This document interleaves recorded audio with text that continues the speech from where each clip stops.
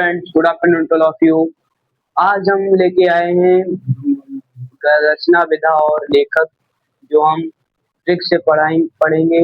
और जल्द ज़्यादा से ज़्यादा वीडियो को शेयर कर दीजिए। ये वीडियो ज़्यादा मज़ेदार होने वाली है और लाइक करना मत भूलिए। अगर चैनल पर नए हैं तो सब्सक्राइब भी कर लीजिए। तो हम स्टार्ट करते हैं। सबसे पहली हमारी रचना है अंधा युग।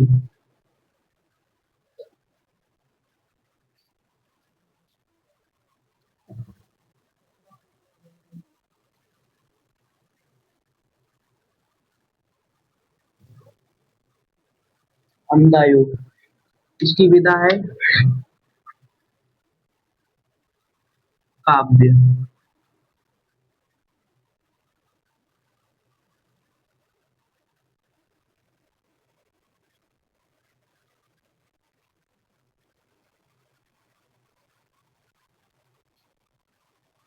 ये है हमारी धर्मवीर भारती द्वारा रचित।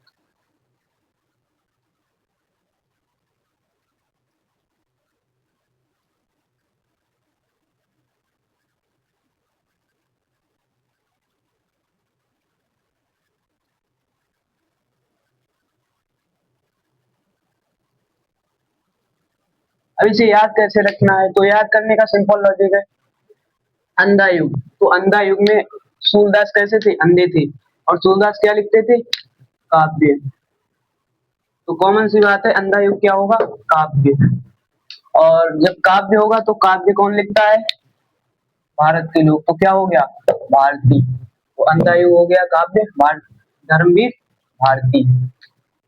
अब हमारी दूसरी है अम्बपाली।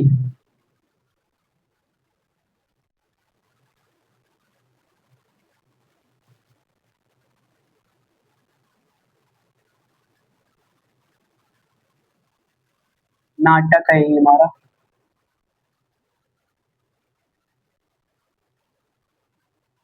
इसके द्वारा रचित है राम वृक्ष बेनीपुरी के द्वारा। राम वृक्ष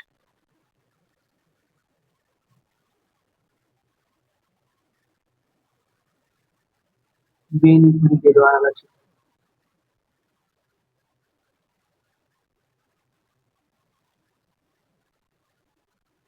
अम्बपाली, तो ये अम से होता है अमी, अमी से होता है हमारा आम, आम आम से होता है तो हमारा हो जाएगा वृक्ष। आम किस पर लगता है? वृक्ष पर।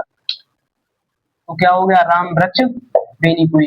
अम्बपाली, तो अम से अमिया होगी, अमिया किस पे आती है? वृक्ष पर। तो हो गया अम्बपाली किसका?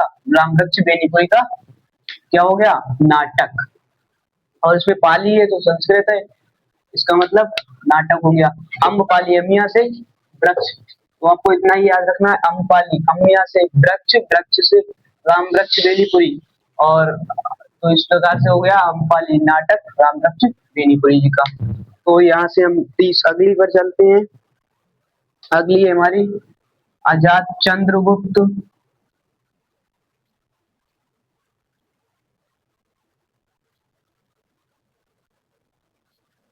कामा स्कंदगुप्त।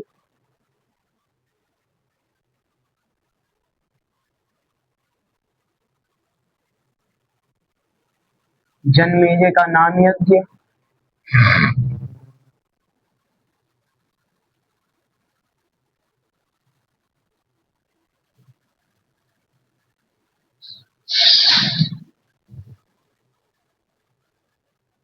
अजात शत्रु।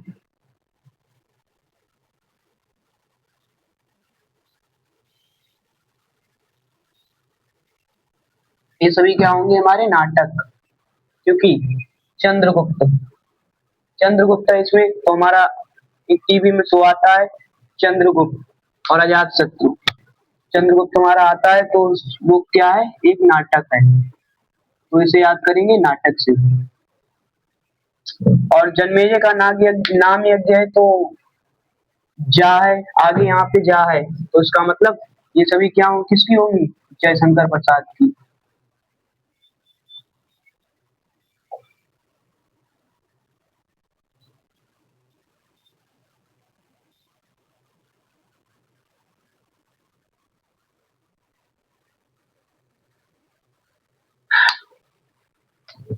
ये हमारी इस तरह इतनी रचनाएं हो गई हैं और लिखते हैं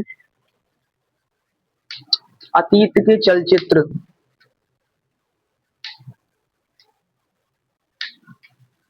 अतीत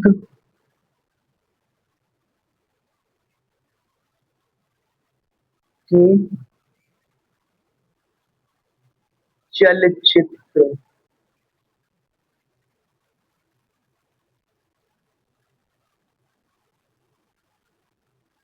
तो यहाँ पे जब हमारा चित्र है, ये चित्र है तो हो गया, चलचित्र से हो गया, ये हो जाएगा हमारा रेखा चित्र।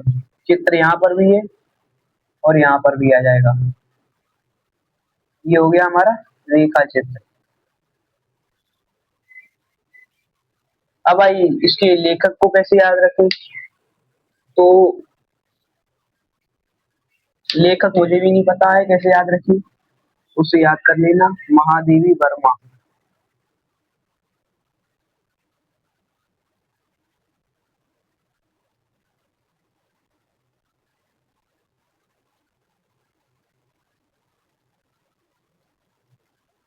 महादेवी वर्मा जी का है।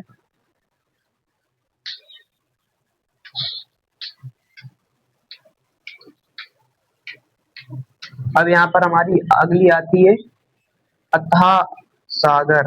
अथाह सागर।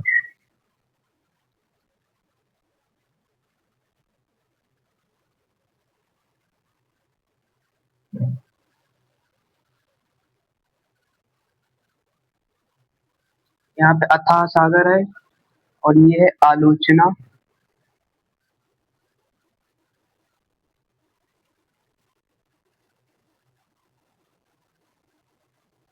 इसकी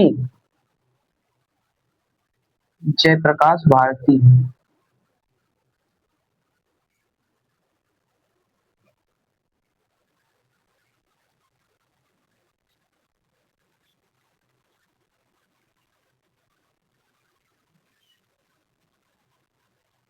अथाह सागर, जब अथाह है, अथाह सागर, तो ये कोई सोच रहा है कि इतना बड़ा सागर, मतलब इतना बड़ा सागर होता तो ये क्या होगी, आलोचना, मतलब सोच मान लो। तो आलोचना, अथाह सागर आलोचना। और आलोचना ज्यादातर कौन करता है, भारती, कि इतना होता हमारे पास उतना होता। तो आलोचना सबसे ज्यादा कौन करते हैं, भारतीय, तो जयप्रकाश भारती हो गया। तो इस तरह आप इन्हें देख लीजिए और इनकी ट्रिक को याद रखें, आपके काम आने वाली है।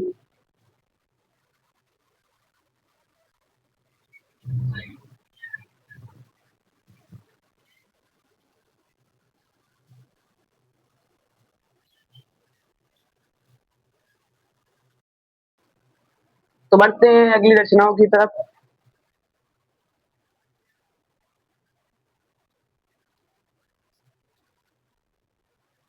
अगली है हमारी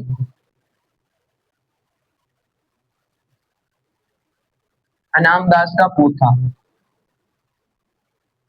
अनाम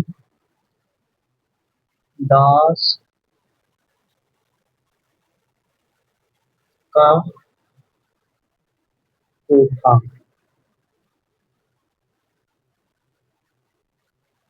ये है हमारा उपन्यास।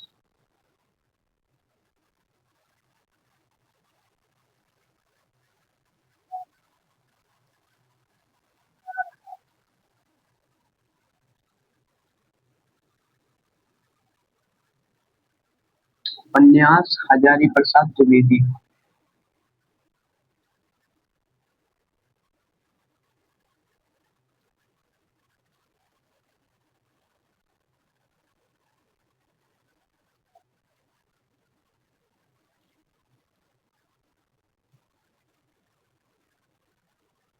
अनाम दास का पोथा हजारी प्रसाद द्विवेदी का उपन्यास है। तो अनाम दास का पोथा, इसे याद कैसे करेंगे हम।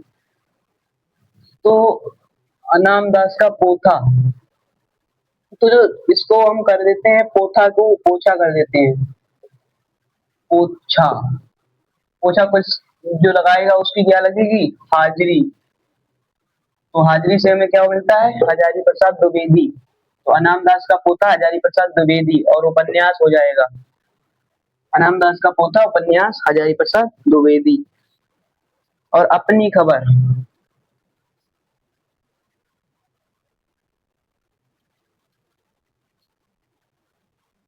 खबर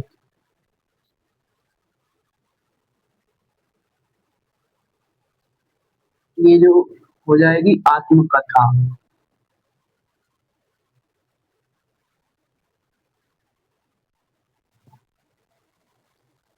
पांडे बेचन शर्मा उग्र, पांडे बेचन शर्मा उग्र।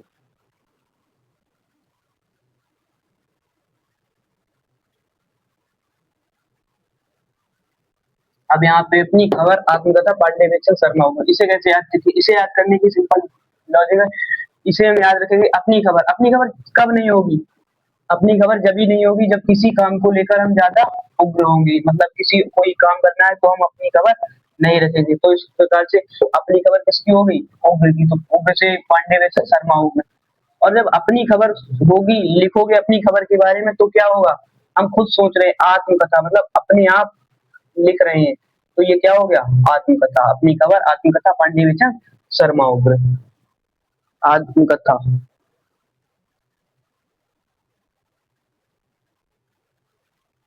अष्टयाम,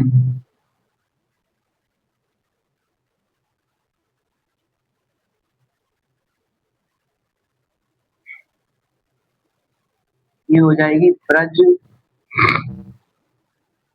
भाषा गत, इसकी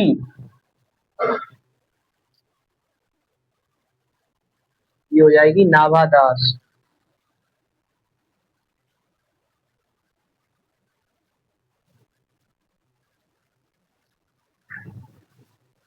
अष्टयाम ब्रजभाषा गद्य नाभादास की हो जाएगी। अष्टयाम मतलब आठों याम। आठों याम कौन मंदिर या कहीं रहता है? जो गुलाम होता है, मतलब दास। अष्टयाम आठों, आठों पहर कौन रहता है बाहर घर से?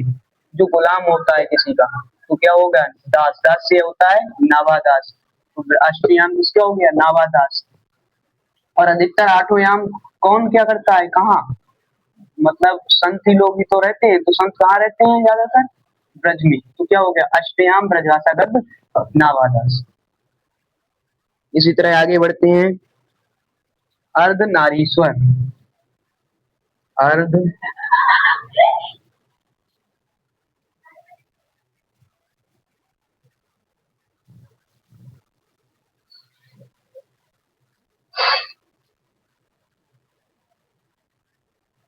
अर्धनारीश्वर है?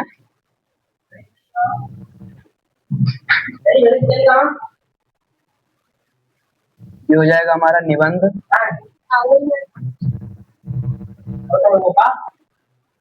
रामधारी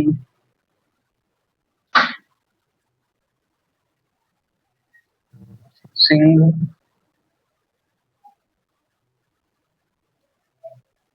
दिनकर।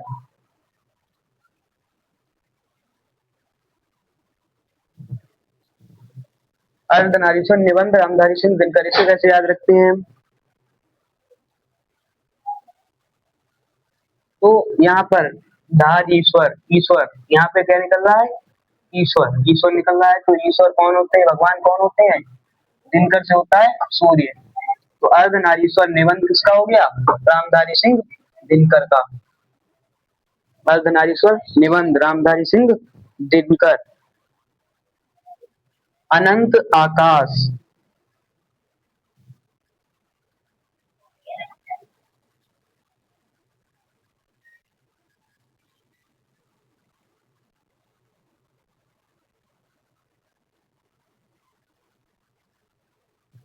आलोचना,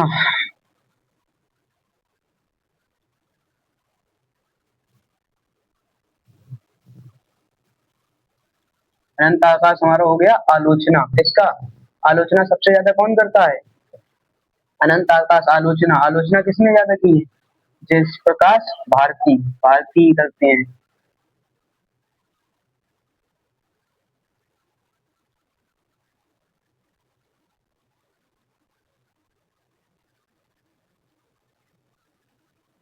वैसे याद रखने की यही ट्रिक है। अनंत आकाश, किसी ने सोचा है कि अनंत आकाश, आकाश अनंत होगा, वो अनंत आकाश ये सोचा है, तो मतलब आलोचना, आलोचना किसने किसने कौन करता है? भारतीय, तो जय प्रकाश भारती। तो इस प्रकार से हमने कुछ रचनाएं पढ़ी हैं, और ऐसे ही रचनाओं को पढ़ते रहने के लिए हमारे चैनल को सब्सक्राइब करें, और ऐसी अभी रचनाएं पूरी नहीं हुई हैं, ये हमारी रचनाएं आती रहेंगी।